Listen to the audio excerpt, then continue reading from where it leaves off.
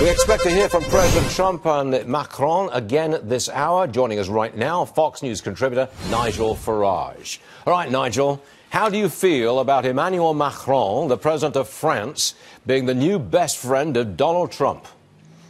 Well, you know, I met Macron last week. I chatted with him. I went to a lunch with him.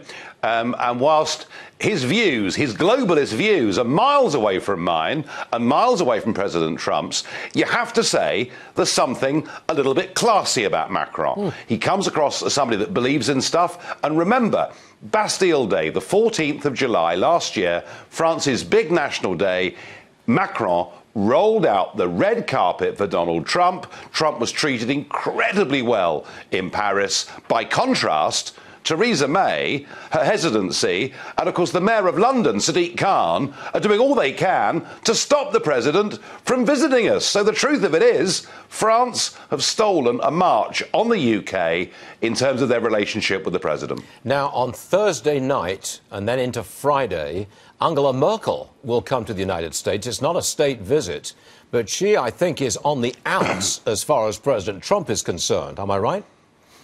Yeah, well, look, Macron, you know, won a remarkable victory in France.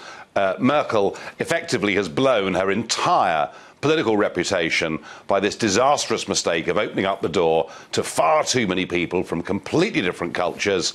And I would imagine that Donald Trump is going to get more out of the Macron meeting than he is out of the Merkel one. It's unlikely, I would have thought, that Merkel can survive as leader for this parliamentary term.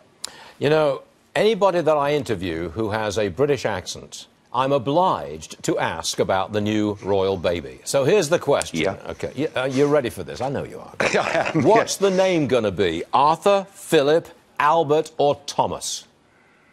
I'm going to go for Arthur. It's interesting, you know, when Prince Harry was named, the name Harry had virtually died out. Now it's one of the most popular boys' names in the country. And the same is going to happen for Arthur. It's 7-4. That's the price you get now at UK bookmakers. I reckon it's a good bet. Now, you know both sides of the pond. I mean, you're comfortable in America. You've worked here a long time. You know Britain. Yeah.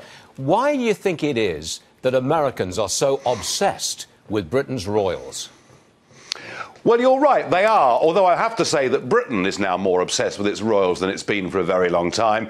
I think in America's case, you know, we've got something here, you know, that is going back for 1,500 years, something of real antiquity, something that is just slightly beyond the prying eyes every day of the cameras and the media, something with a little bit of mystique. And you know what? It just works. Yes, it does. Don't fix what ain't broke. Nigel Absolutely. Farage. Thanks for joining us, Nigel. Good luck with Thank that you. bet on the name there, man. Good stuff. All right.